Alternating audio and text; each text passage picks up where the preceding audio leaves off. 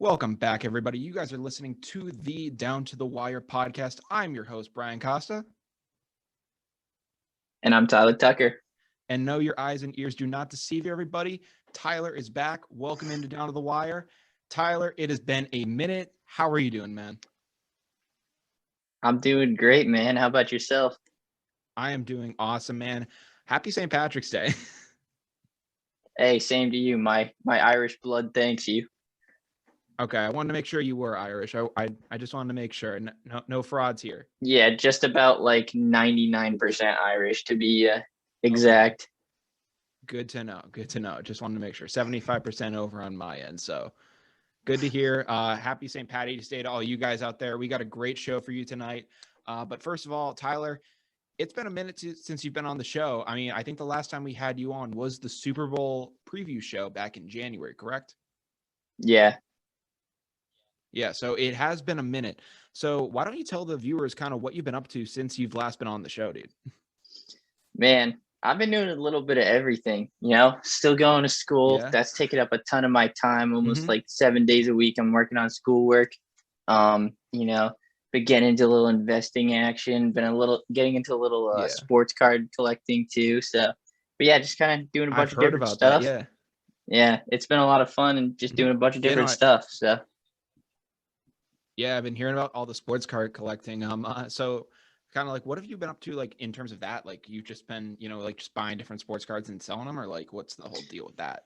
yeah, I mean, like I'm starting a pretty good collection for myself. I got some baseball cards back there, some basketball, some football. They're tough to find, so I'm just putting together and making a little money on the side. So it's been fun, and I really enjoy it. So hoping to break the bank a little bit. yeah, pretty much. Yeah. Yeah. For anyone who doesn't know, Tyler also has a golf podcast, the Be Under Par podcast. It's kind of a whole brand. How's that been going right now? I know you guys haven't been uploading a ton of episodes lately, but how is everything going on with the Be Under Par podcast so far? No, it's going great. We're actually starting to transition back into some warm weather, so we're starting to get some like real golf content out. So that's why we haven't been doing as many podcasts, but it's going great, man. Yeah, I can't wait to see you guys get some more content out there. It's always fun seeing you guys, do your things. All those guys. I mean, we had Connor Bailey with you guys on during the Super Bowl preview show. It was really fun just to kind of do all that. So, all kind of in golf news for kind of for your sake, we did receive word pretty recently that Tiger Woods is going to be. He actually got released from the hospital. He's feeling a lot better. So we're all really happy. Prayers up to Tiger. He seems to be in a better spot. Hopefully he can get back. Yeah, for sure. I'm thinking, he won't be anywhere near the same level as he was in that like 2019 Masters season, but I think he could come back in a couple years and be fairly competitive. So prayed for Tiger. Yeah, that's always good to hear. Another guy we have our prayers up to. It kind of broke before the show. Former Maverick center Sean Bradley. I guess he was involved in like a very bad car accident back in like January. Apparently he's paralyzed right now and he's like going through a bunch of rehabs. So prayers up to Sean Bradley. We hope that he gets better. That was a really bad thing when we learned about that. Yeah, prayers up to him too. Wish them both a speedy recovery. Absolutely. So now we kind of are getting into the main topic of tonight. So, NFL free agency started today. So there have been some crazy moves around the league. I mean, Fitzmagic's going to Washington. We have Andy Dalton going to the Chicago Bears. So that's kind of an interesting move for your NFC North counterpart. We have Bud Dupree to the Titans, Aaron Jones to the Green Bay Packers. And basically every other free agent at this point has signed with the New England Patriots. So it has been a pretty good offseason so far to be a Patriots fan. Tyler, what are your thoughts so far on how Bill Belichick has run this team so far this offseason? Well, I mean, I'm really frustrated because you guys really only got to be mediocre for a season, and now you guys are going to be freaking good again. I mean, huge pickups. Hunter Henry and Johnny Smith were both huge. What can I say? I mean, I was literally just like, when that news broke and I saw Jonnu Smith to the Patriots, I was like, all right, perfect. We got our tight end. We can have someone. We can actually have like a solid pass catching weapon. And then I hear Aguilar coming, and I'm like, wow, that's awesome. Matthew Judon was a great pickup. A ton of Jalen Mills of the Eagles was awesome. And then like I wake up the next day and I just look down at my phone and I get out of my environmental science class and I look down, Mike Reese. Literally 1 minute ago, Hunter Henry has signed with the Patriots, and I lose my mind. I could not believe that the Patriots signed Hunter Henry. We have the next version of Gronk and Hernandez up in New England. It is official. The only problem is that Cam Newton is still our quarterback. So we just have to figure that one out. Yeah, I think I have faith in Cam. He didn't have a great season last year, but I mean, with all those pieces around, dude, with all those pieces around you, you just have to be able to throw the ball and be a little elusive like he is, and you'll have at least an 8-8 season. Oh wow, you suck. 8-8. Man, like you got to give me at least some hope. Here's the thing with Cam. I have not been light on Cam. I think his play last year was pretty, deplorable. He did not play, up to anybody's expectations. It was really bad.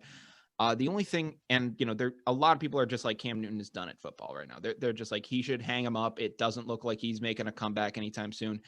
And the only thing that the only possible, defense at this point that you can make for Cam in terms of his play is that, when you kind of think of an MLB pitcher or someone who's gone through a bad injury, like in terms of pitcher, you think of Tommy John surgery. The first year after a pitcher comes back after Tommy John surgery, he's not going to be that same guy he was when he originally, when he originally tore it. You're likely going to see that version of him 2 years down the line. So the only thing we can hope with the whole Cam Newton situation is that his shoulder, like he needed to play a season to really kind of feel out his shoulder. And now he can, start to maybe get back to the Cam Newton we're used to seeing, because last year you were seeing him just hit guys in the feet. I mean, he wouldn't be able to throw like a touch, like a kind of like a check down pass or a running back, or he could only throw that pass, or he could only throw a deep ball to like a receiver, which frankly we really didn't have too many deep threats. He couldn't hit that middle pass. That was the big problem with Cam Newton.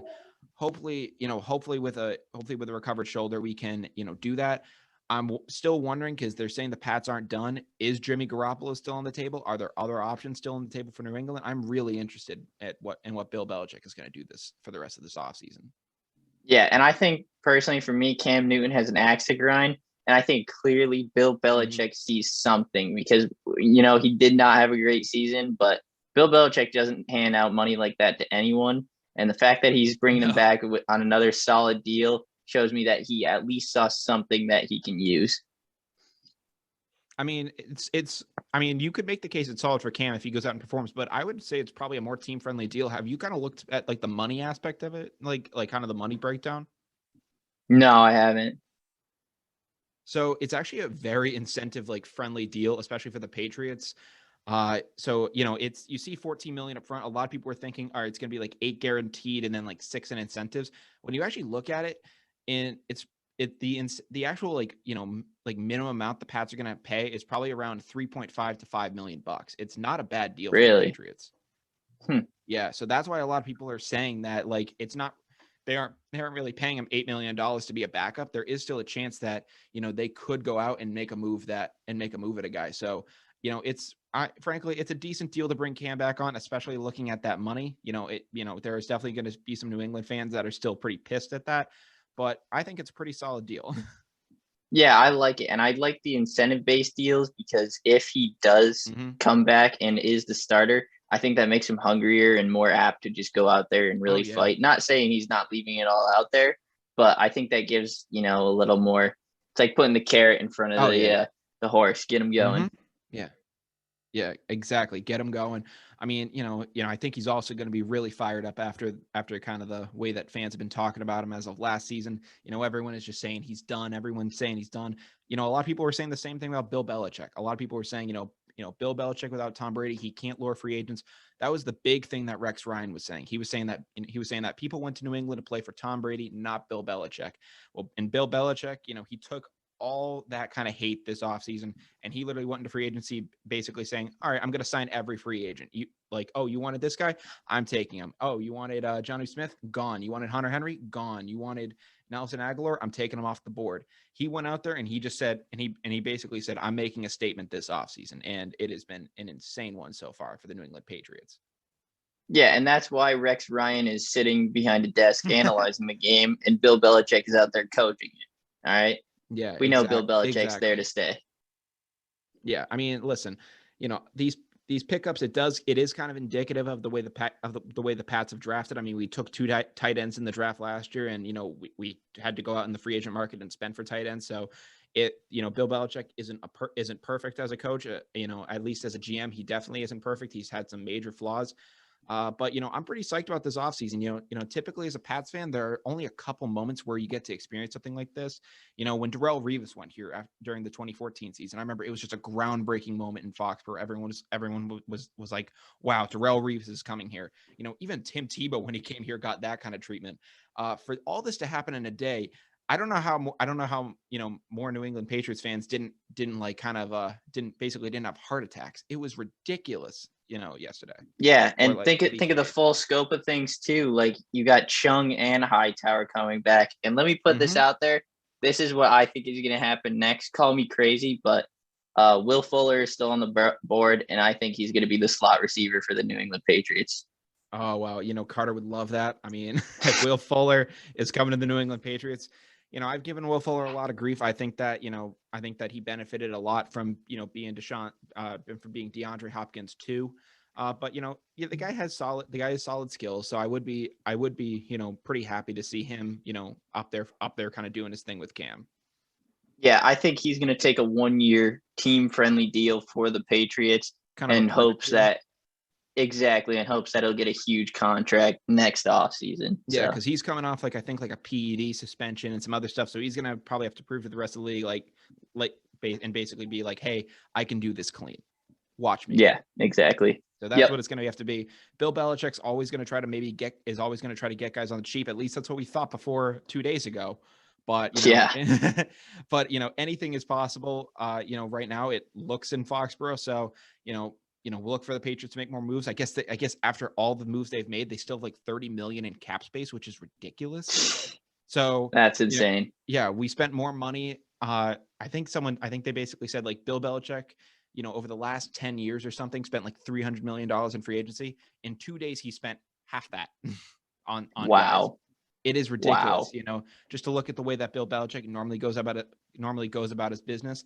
This is so out of the ordinary. We have never seen this from the Patriots ever. And I don't think Pats fans are able to actually realize how really different this is. This is I think that Bill Belichick is taking a page out of the Tampa Bay Buccaneers book now, because they basically just said, let's throw money at everybody. Yeah. Let's get them all. And I think Belichick's starting to see that. And I hate to say it. This pains me to say, but the Patriots are going to be a force to reckon with next year. Yeah, I think they're going to be back, Tyler. Gotta say it. I mean, the Buffalo Bills are still going to be, still probably might be the favorites in that division. I mean, the Miami Dolphins probably might still end up sucking. They actually might regress a little bit. They're kind of releasing a bunch of guys, like Kyle Van Noy got cut. All these different guys got cut. So, the Dolphins might take a step back, but I'm pretty psyched about the way this team is going. We are, 1-7-9 record was enough for Bill Belichick, and I'm thankful for that. Yeah, and I'll tell you what, man, I cannot wait for the NFL to start back up. It just ended, but I can't wait to start watching football again. I mean, all the movement there's been. I mean, it's going to be fun to play as the Patriots in Madden again. That's all I'm saying. It's finally it's going to be enjoyable once again. Yeah, for sure. Some other NFL moves regarding New England. I mean, there were some I think they signed Ted Karras today to probably be our new center. That means that David Andrews is probably gone. Loved Andrews. He was a really solid piece for us, but he did have I think he did have a blood clot and some really bad issues only I think 2 seasons ago. So I think for the Patriots, they're probably just saying hey, like this guy might make top dollar, but we don't know what's going to happen to him in 3 years. It's probably best to cut bait at this point and just hopefully you can maybe draft a guy, maybe you can develop some other guys in the future, and bringing back a guy like Karras is probably a solid option since the Pats know him so well.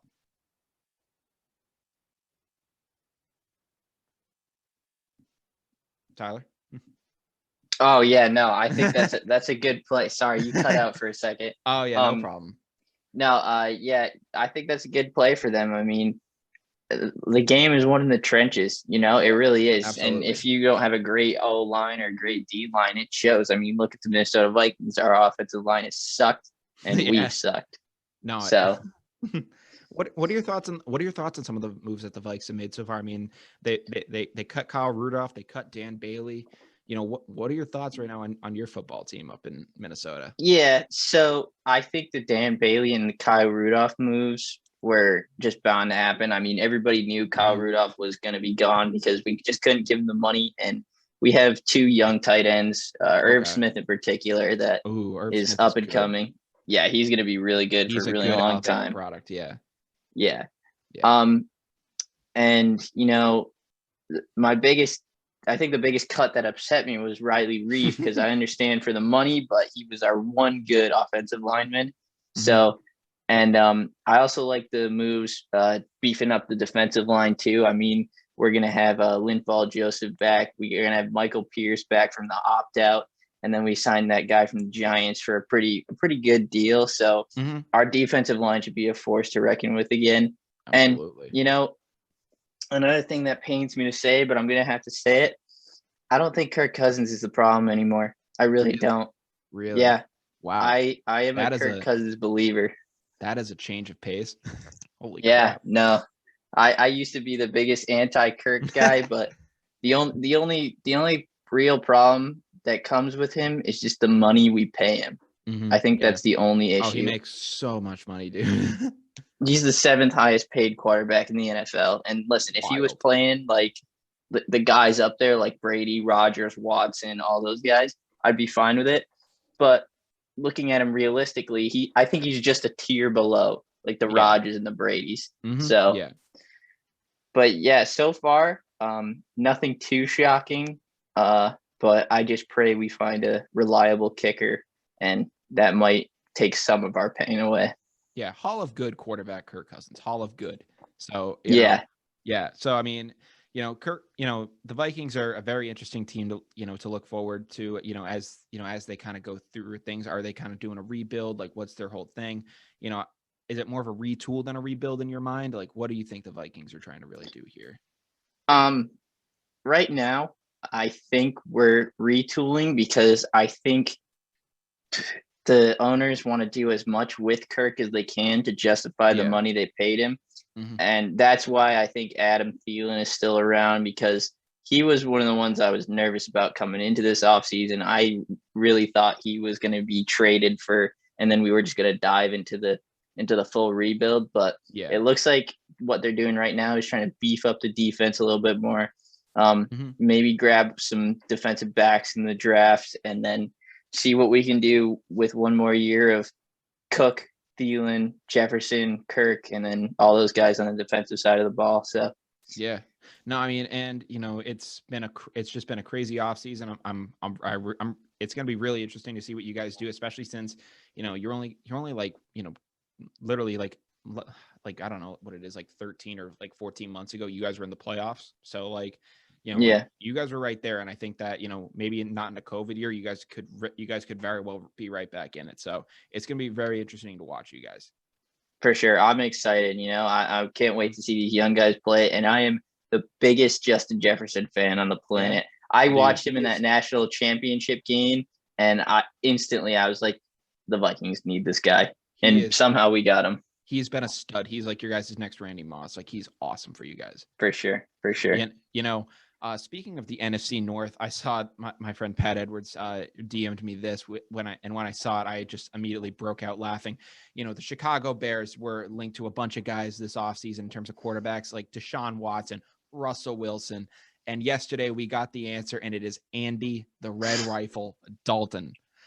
Tyler, how do you feel about your chances now that basically now that it's going to be him, slinging the rock instead of those two. Yeah, so now 4 times a year, the Vikings are going to have to face Andy Dalton and Jared Goff. So I'm very confident that, and we'll see if Aaron Rodgers is still around in Green Bay. He might not. We'll see. But do you know something? What do you know? There's still been talks, but no, there's been some rumblings. I'll give you that. There's been some rumblings. But we can guarantee 2 wins against Jared Goff and Andy Dalton in my mind for sure. Yeah, Jared Goff. I forgot that he. That's actually crazy. Yeah, your division has 2 new quarterbacks. I mean, Jared Goff is an established guy, but he's not. But I mean, when you compare him to a guy like Stafford who was there, it's definitely not the same level. And then you look at Dalton. He was really solid with Cincinnati. But just really hasn't been the same guy over the past couple of years.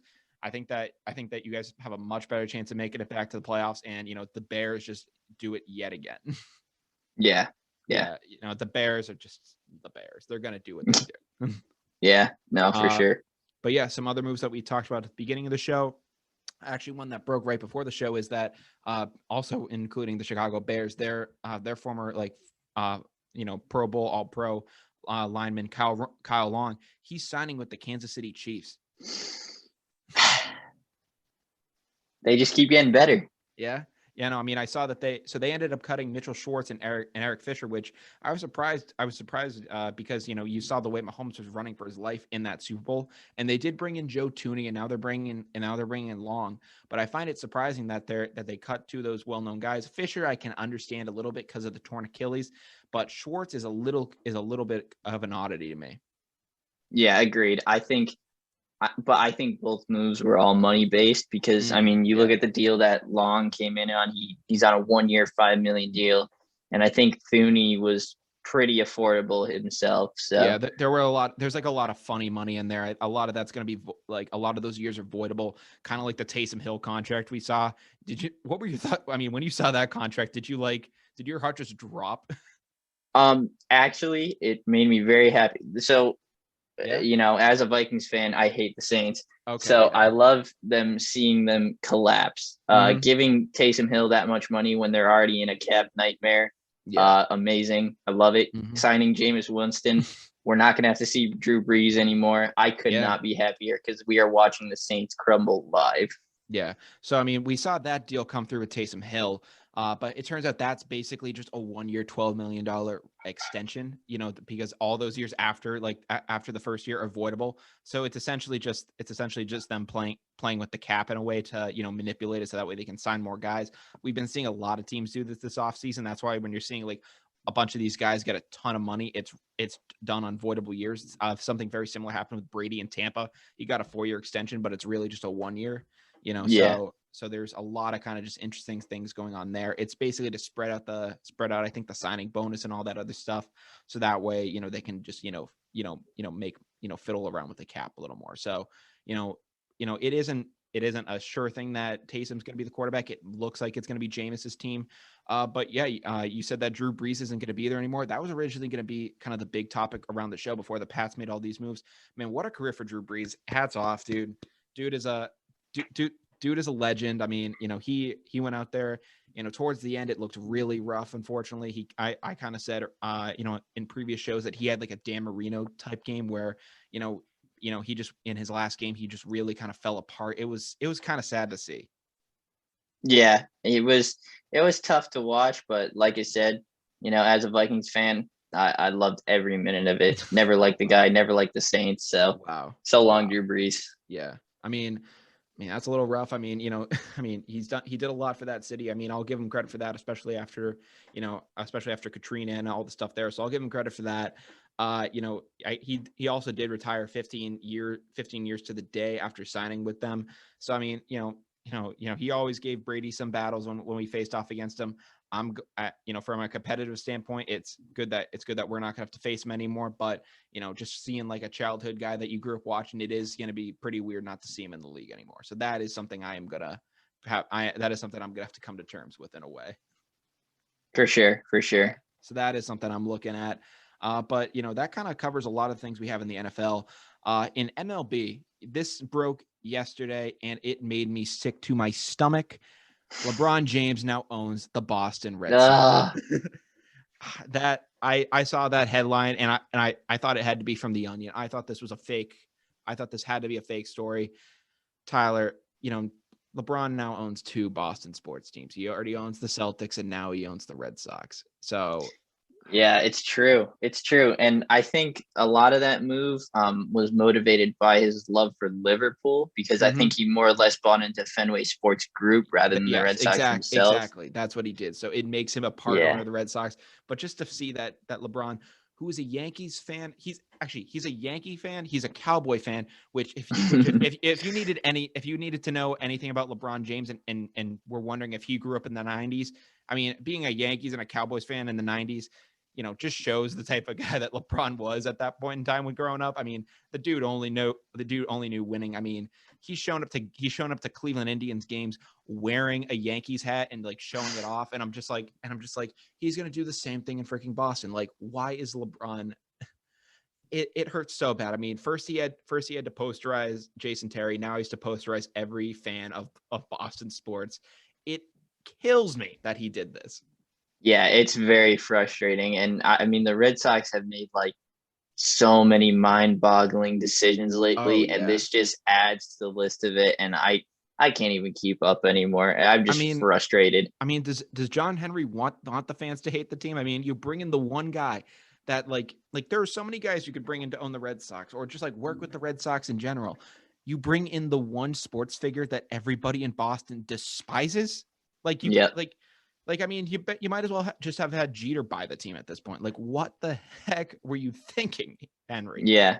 And at least Jeter would be a baseball mind in there, you know? Yeah. No, I mean, if Jeter wanted to manage the Red Sox, I'd let him. I mean, Jeter, I mean, it'd be kind of weird I respect Derek Jeter, but, just like it made no sense to me when I saw this. And I mean, having him own Liverpool, I really don't care about Liverpool. I mean, they're a soccer team. I'm sorry, Tyler. I don't care about soccer like that. No, it's totally understandable. It's not. So if he wants to, if he was a part of Fenway Sports Group, but just seeing the headline that he is now a part owner of the Red Sox made me sick to my stomach. Yeah, I totally agree. Yeah. It just made me ill. But that kind of covers the whole LeBron situation. Hopefully, he isn't showing up in Yankees gear at Fenway Park anytime soon. I would hate to see that. God, damn it, LeBron. He does it again. But that kind of covers the whole LeBron story. Also in MLB news, Nets new shortstop Francisco Lindor, that's going to be a really interesting guy to see at shortstop next year. I really love Lindor. He's one of the faces of the game, but he came out and he kind of made a point that I was kind of against recently. He recently in an interview, he basically was defending, starting to limit the shift in the MLB. I don't know where you stand on the shift. Kind of, where's your position on that? I mean, I don't think there should be any limits to tactics in the game. If you want to, I always got the left-handed shift put on me because I'd always hit ground balls right up the right side to either the first baseman or where the second baseman would stand. So, I mean, yeah, it sucks sometimes to get caught in it, but learn how to hit the ball the other way, When was the last time you played baseball? Oh my God, forever ago. Sophomore year of high school. They were putting the shift on people in your areas and when you were a sophomore in high school. What was wrong with them? Oh my God. We've been doing this shift since Little League, man. You guys are ridiculous. I mean, we never did the shift because we were like, you never know what a high school hitter's got to do. That's insane that you actually had to deal with the shift. Yeah, I was probably like one of the few left-handed batters in Connecticut too, so didn't help. I think we only did a shift one time, and it was during like a Babe Ruth game where we were losing, so we just tried doing it to see what would happen. Like I've literally actually never met anyone who was at least in high school level who got shifted against. That's insane. Dude, I got shifted against in practice. Outfield shift is different. Infield shift though is ridiculous, dude. That is crazy, dude. But yeah, no. So I mean, he was basically saying that he wants to make the athletic play on it. He wants to he kind of wants to be challenged for the ball a little more. He doesn't want it to necessarily be, doesn't want to necessarily, have it just be where you cut down all the plays. And to that, I say, like you're seeing some of these insane shifts where, there is nobody between second and third base. Like, it is wide open to you. And I know it isn't the flashiest thing. And I know, from being a guy who watched Kent Murphy growing up, and, and the slogan was always there, but dude, bunt it. It is right there for you. Here's the thing, you don't need to be a pinpoint guy. Like, when you're doing a suicide squeeze or whatnot, you need to find a way to put it down. But just get it in the general vicinity. You have about you probably have a log cabin, or I don't know how to say the amount of square footage that you have. You have so much area to just, to just land that thing and just hope it lands. And guess what? If it is a foul ball, they're probably going to bring a guy over there and basically just be like, all right. And just basically say that, and just basically say oh, watch out for him. He's a threat now to bunt. So they're going to bring a guy over there. And, now you have the ability to kind of hit it there. One guy that comes to mind is Robinson Cano. Back in 2013, during the Red Sox title run, they were playing the Yankees, and they put all the guys over, between first and second base. And you know what Cano did? He dropped one down and he got a double out of it. And good for him. Yeah. Guess what? Joey Gallo, sometimes you can hit over it, man. But if you don't want to have to deal with that shift anymore, drop it down, 2-3 times they do it. And they probably won't do it again for you for the rest of the season, because they know that you're willing to do that to get on base. Show that you're willing to get on. Don't swallow your pride a little bit. Just basically do it to say hey, I'm gonna get on base, do this, and it won't be a problem for you. That is eventually it'll just eliminate them shifting. If you lay down a couple bunts here and there, they're just going to give up on the shift. They're going to say, well, clearly it's not working because he's just going to bunt out of it every time. Yeah. So. Maybe it isn't the flashiest thing to do, but guess what? I feel like your teammates are going to look at you a little more and just be like, hey, he's trying to get on base. He's trying to help us win, instead of just trying to overpower and just hit the thing out of there. I mean, you don't even need to be the fastest guy if you lay it down. If you lay it down there, literally no one's going to get there. You can be the slowest guy on the team, and you're going to at least be able to get to first. Yeah, you got to be faster is the catcher getting up off his knees and the slow pitcher, That's exactly. all you got to be faster than. So that has been something that just boggles my mind. He's free to have his own opinion. I just don't agree with Francisco on this instance. I mean, the answer is literally right in front of you. You don't need to be, telling it. You don't need to be telling you don't need to be telling a defense, hey, you can only play in this certain way, or you can only play in this certain way. The answer is there. Just do it. Yeah. And let's say to Francisco right now, let's agree to disagree, but you're wrong. I mean, yeah, pretty much. I mean, another type of shift that I think of too is I'm not even just saying if you want to bring an outfielder in, you can do that. I mean, I know the Red Sox back in back when they had Mookie, unfortunately, no longer with the team, but back when they had Mookie, they did this play one time against the Twins where they brought him in from, I believe, either right or center field. They had him get his infield glove because he was a second baseman, coming up through the minors. He was, he was a big second base product. So they had him get his second baseman. They had him play literally on the second base bag in case he needed to make a throw home for a play. And you know what the Twins player did? He just hit it to center field where Mookie wasn't. And you're able to sometimes hit out of those plays. That shift is a little difficult to hit out of because you do need to hit it in the air. But at least with the traditional lefty infield shift, just drop one down, just get it, in the widest possible margin. You're going to have a single out of it. So that's where I'm coming from with that.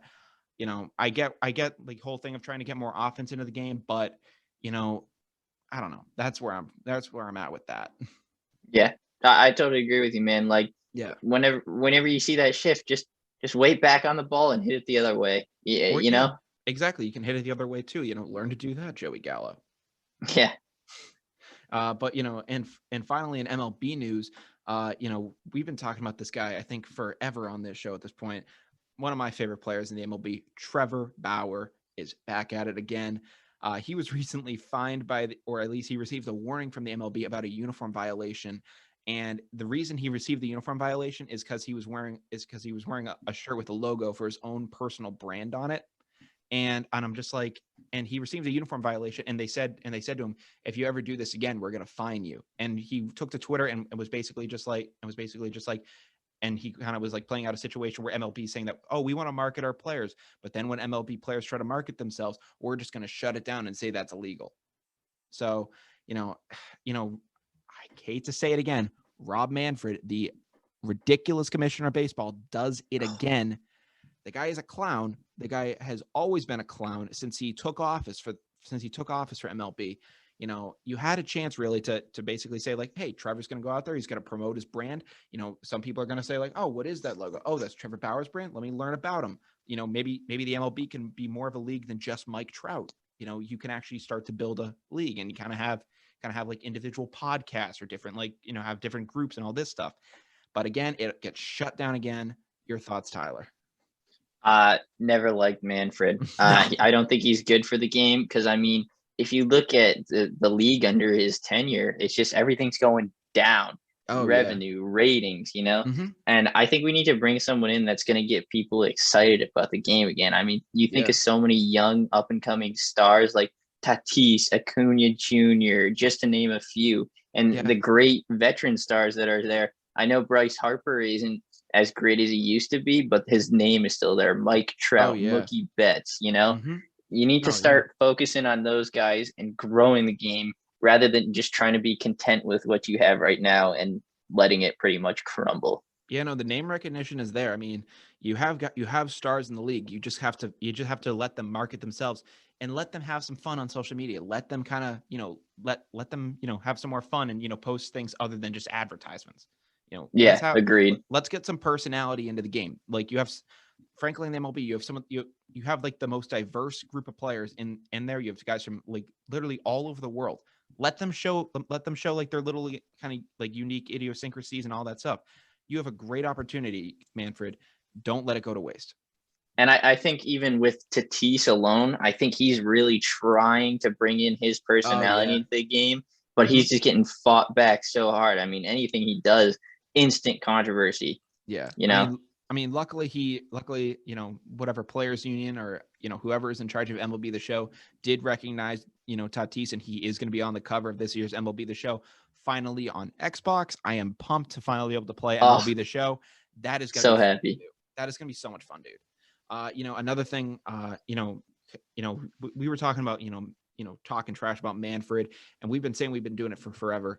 Before we get into anything else, I contacted you yesterday, and we thought for a long time that those first couple episodes of Down to the Wire and all those other, and some of the real first memories we had of being in the Koffler Center were gone forever. We thought we were just talking to like empty, to like dead air and all that stuff. I've recently found out yesterday that I was able to recover 5 of the first 7 episodes we ever did of Down to the Wire, and I am releasing them to Spotify in a series called the Down to the Wire Lost Tapes. The 2 of them are up now, which includes the first episode we ever did, which is crazy to think is now well over a year. Yeah, dude. I listened to the whole thing front to the back the other day when you told me about it, and I was so hyped to hear that. I mean, it's so crazy how much it's changed and grown in over Oh, a yeah. year. I mean, think of what we did in the first year alone, winning the best new show, making a ton of new connections, and I'd love to see where it's gone. And I love that you were able to get the old stuff for people to hear again that might have missed it by accident. Oh yeah, no, I mean, hate to say it, but we probably only had like 5 followers when those first episodes were coming out. So I mean, For sure. so for pretty much the majority of our fans, this is like content that they've never heard before.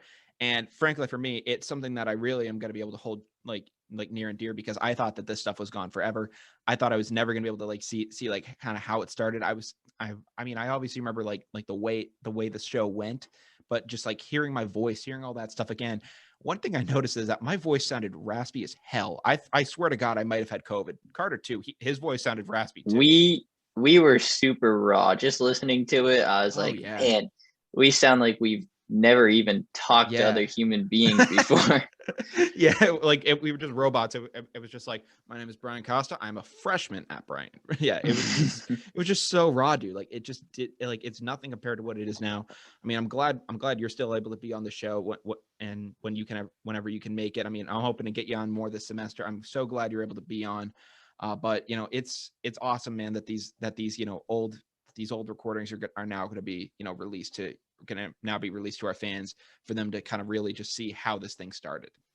Yeah, it's so exciting, and that's going to be stuff I'm going to show to my kids someday. Be like, this is how it's done. This is how a good Yeah. podcast is run. Oh yeah, front to back. This is how it is done. But yeah, dude, I was so pumped when I found that recording. I literally heard I was hearing it, and I was like you're able to like basically go to the certain time and date when you can hear it. And I was listening to it, and at first I said like, oh, this isn't us. And then I listened a little closer. I was like, wow, this is us. Holy crap. Like it did not seem like it just like we have changed so much. It is crazy. Yeah. Like it has been a crazy journey. There's a lot to, we've already accomplished a lot so far, over like, I think 40 episodes at this point. This is our 42nd episode, which is crazy. Wow. And there's going to be a lot more to come. I'm really happy about what's coming in the future. Got some great interviews, possibly coming up soon, some great collabs soon. So really pumped about that. Jumping back into the sports world, we go over to UFC and boxing. So in the UFC, let me see. In UFC 261 has finally been announced, and it is going to be a good one. It is going to be taking place on April 24th, and the big caveat too is that there is going to be full fans. There's going to be full. There's going to be full. It's going to be at a full arena, or at least they're going to say it's at full capacity. Hopefully everyone is vaccinated by then. Hopefully we're seeing some sense of normalcy by the end of next month. I'm really pumped for life to get back to normal. Yeah, that's awesome to hear. I'm really hoping that, things can be back to full attendance. I think by the beginning of maybe even the NFL season next year, we'll be able to just go to games with no worries about nothing. Mm-hmm. Before we do, go back into UFC, I guess there was some breaking news right now. Curtis Samuel apparently just got paid some real money. I'm gonna have to look into the specifics, but he is going to the Washington football team. Oh, wow. Really? Yeah, that news just broke. So let me look it up right now. I'm gonna, he's signing with the Washington football team for a 3-year, $34.5 million deal. Wow, good for him. That's awesome. Good for Curtis Samuel, man. The guy is getting paid. He deserves it. I really wanted to see him in New England. I thought that, having the old Panthers connection between him and Cam would be a good one. But good for Curtis. He's gonna be getting his money. Really happy for him. Yeah, that Washington football team is going to be really interesting to see next year. Yeah. So that was just some breaking news in the NFL. I just wanted to cover that real quick because that just broke. Going back into UFC and boxing now. In UFC, we were talking about UFC 261 having full fans. And finally, the main event that we wanted to tell you about is that Kamaru Usman will be back much sooner than we all thought. He fought just last month. He's going to be fighting in April. And it looks like he's going to be trying to defend his title against one of my favorite UFC fighters, Jorge Gamebred Masvidal. The dude is a beast. I mean, I just love him. I've fallen in love with him ever since I saw his brutal knockout against Ben Askren. The guy that's now fighting Jake Paul because his career's taken such a tailspin. Jorge Masvidal is a stud. I can't wait to see this fight. It's the second one. Usman got the better of him the first time, and is the title holder for that division. So I'm gonna be really pumped for this, and I'm really glad that there's gonna be fans in the stadium. That's amazing. Yeah, it's going to be a great fight to see. And then, now in boxing news, heavyweights Tyson Fury and Anthony Joshua will be unifying the heavyweight titles in a 2-fight contract. So they're going to be fighting pretty soon. And, I was trying to figure out how what that essentially meant in a way. And I didn't realize that boxing essentially has 4 belts for each weight class. I didn't realize that. It's like the WBO, whatever it is. They're just like so many divisions because I guess that's how they determine stuff. I guess they're different rankings, so you get different belts. It's not like a certified thing like the UFC. So it's a pretty interesting fight. So basically, whoever wins this fight will be the undisputed heavyweight champion of the world. Tyson Fury, we saw what he did to Deontay Wilder, basically over a year ago at this point. Anthony Joshua is a good fighter himself. What do you think about this? What do you think about this deal, man? That's really interesting to hear. I don't follow boxing too closely, but I love to watch the streams illegally on my phone. Absolutely. That's how we do things here at Down to the Wire. Gotta get those streams on us. Can't exactly. Hate to incriminate myself, but yeah, we did that. But Tyson Fury is a hell of a fighter. He kind of really reinvented himself, and I mean, just in terms of the physical specimen he's 6'9". He is It's a 6 foot big dude. freaking 9. Dude, if you want a comparison for that, Tyson, who won the heavyweight title back when he did it, Tyson's 5'10". Tyson Fury, yeah. So Mike Tyson is 5'10". Tyson Fury is a foot taller than Mike Tyson. That is ridiculous. Wow. So Wow. So literally imagine Mike Tyson just walking into a fight and just having to look up at the guy and just be like, wow. It's insane. Muhammad Ali was 6'4". This dude is 6'9". He's like LeBron in a boxing ring. It's ridiculous. So, and Anthony Joshua is no short king himself. He's 6'7". So, you're seeing literal giants clash in a boxing ring. It is going to be crazy. I am really pumped about these upcoming fights. Can't wait to see it.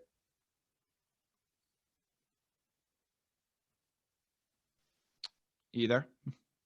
Oh, sorry, you cut out again. Yeah. Yeah. I'm really pumped to see it. It's going to be really fun to see. And finally, before we do go down to the wire, it's coming up real soon, and only in a couple days. March Madness is around the corner. Let's go. It has been a year. We are finally back to March Madness. Tyler, how are you feeling about March Madness, dude? Oh my God. Pumped. Let's go.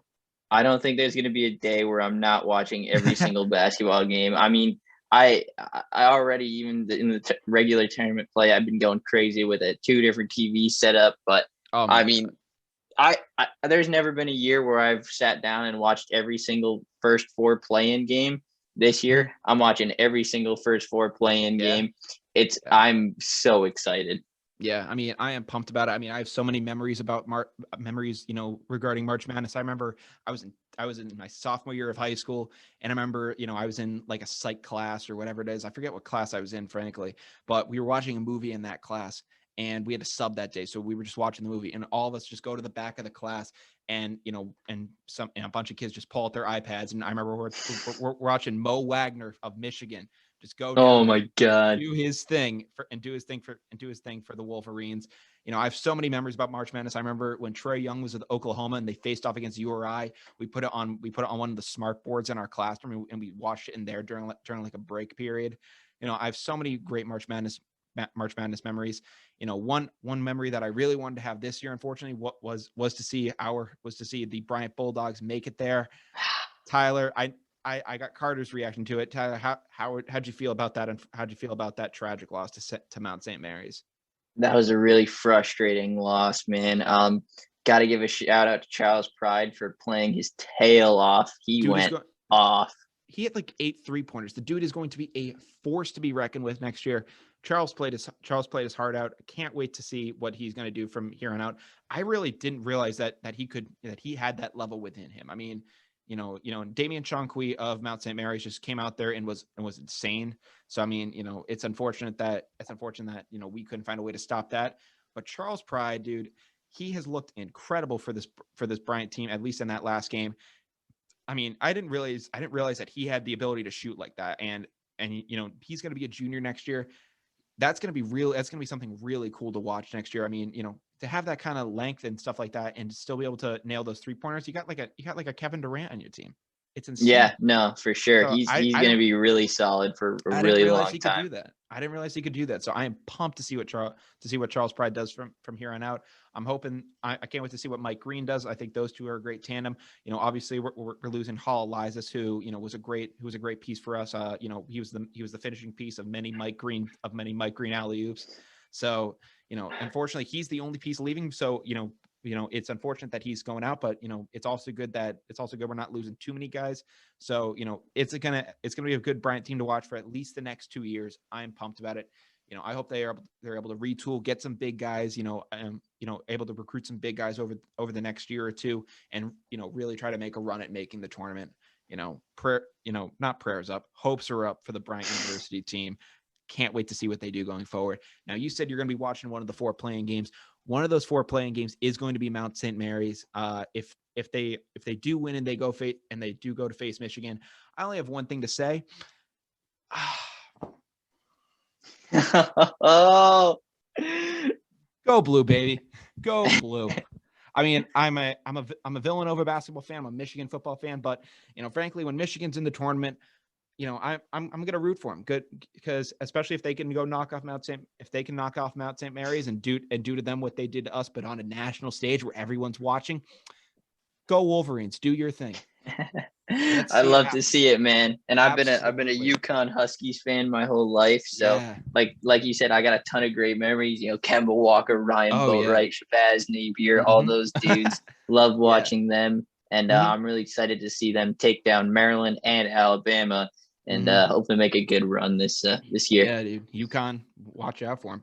And finally, before we do go down to the wire, one of the big stories that is coming out so far, obviously with games, when the games start to happen, you'll have some crazy storylines there. But before anything happens, I don't know if you remember. I don't remember this March Madness celebrity, but in 2018, Loyola Chicago, when they made the run at the tournament, Sister Sister Jean Jean.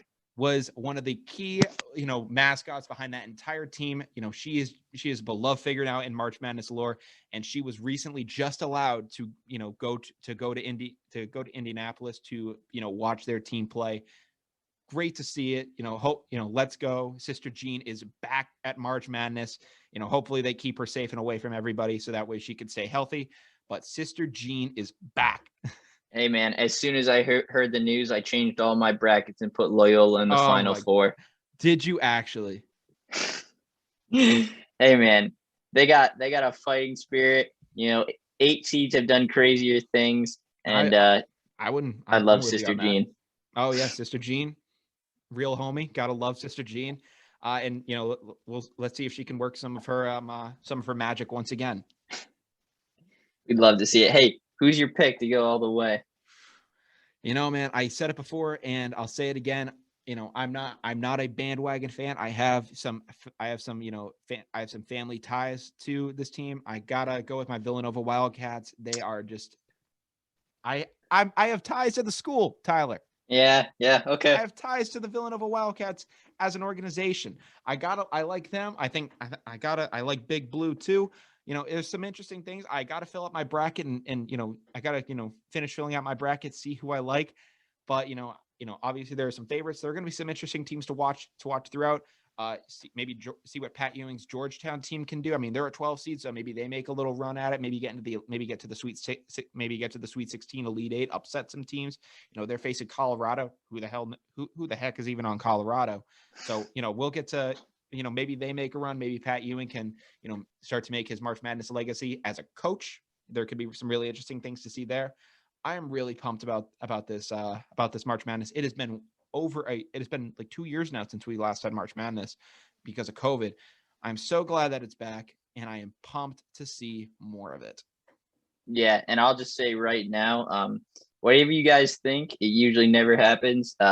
I just gotta say, watch out for Oklahoma State. I really like their team, but I'm me personally, I just I have to take the Zags. They got too much firepower, and Yeah. I think this could be the year they go all the way and get it done. Mm-hmm. Okay, I'm with you. All right, watch out for Oklahoma. All right. I have no clue, man. Hope it's gonna be. I don't really even care at this point. I mean, it's been a crazy start to March, anyways. I mean, isn't Duke already out of it? Like they're not even in the tournament. There's been some craziness already. Looking at going into it, so it's gonna be real. It's gonna be really crazy to watch. I can't wait to be watching games in the coming days. I am pumped to see it. And we're gonna be covering it all here on Down to the Wire. But speaking of which, it is currently 8:26 p.m. and we are officially down to the wire. Tyler, I hate to do it to you, but we're going to go through everything we talked about in this past hour and wrap up this Wednesday night. We started things off with, welcoming you back on, man. It's been 2 months now since we've had you on. 2 months too long. How Yeah, are you feeling, man? I'm feeling great. It's great to be back, Yeah. and can't wait to do a ton more of these in the future. Absolutely, man. I want to have you on. I want to have you on a lot more. A lot more this semester. Can't wait to see it. At least get you on more than we had you on last semester. It's got to happen. And if not, watch out for those summer sessions. We're actually gonna try to have summer sessions this year. I have the proper equipment, so we're gonna try to make it work. But Totally. But we talked about Tiger Woods recovering from his injury. Purse up to him. We talked about Sean Bradley. Purse up to him as well. In football news, we talked about Bill Belichick breaking the bank for the New England Patriots. They signed basically any guy you could think of: Hunter Henry, Jonnu Smith, Matthew Judon, Nelson Aguilar, Jalen Mills. He is signing everybody. And if you have a key free agent, sign him now, because if not, he will take them. So watch out for Bill Belichick. He has been going crazy this offseason. He has gone rogue.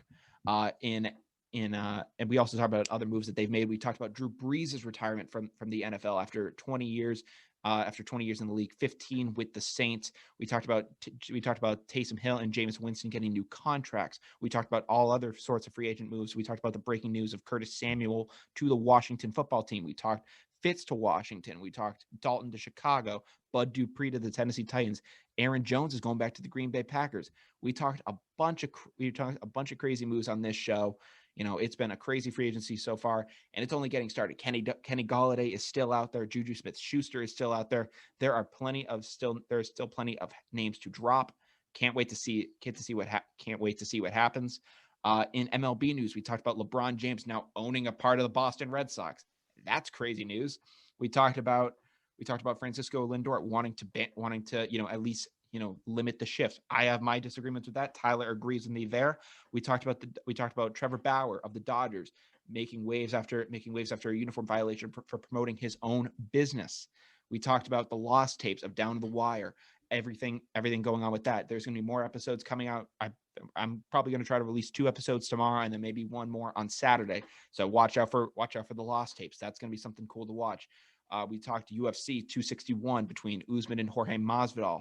It's going to be their second bout. It's happening on April 24th, and we're going to have fans in the stands. We talked about Tyson Fury and Anthony Joshua unifying their heavyweight titles. And then we ended things off in March Madness news, talking about how psyched we are for this all to be coming back. We talked about Loyola Chicago's sister Jean making a run back at it, and we made our personal picks. We talk, if Mount St. Mary's gets past that play-in game, Michigan gets the job done against them. And if you guys don't follow us already, make sure you guys hit us up on Instagram at down.to-the-wire on Instagram. We're now also on Spotify for audio versions, and we have a YouTube channel. Follow us there. You can find all those through the links in our Instagram. But you have been listening to Down the Wire. I'm Brian Costa. And I'm Tyler Tucker. And we hope you guys have a great night. Take care, you guys. See you Friday.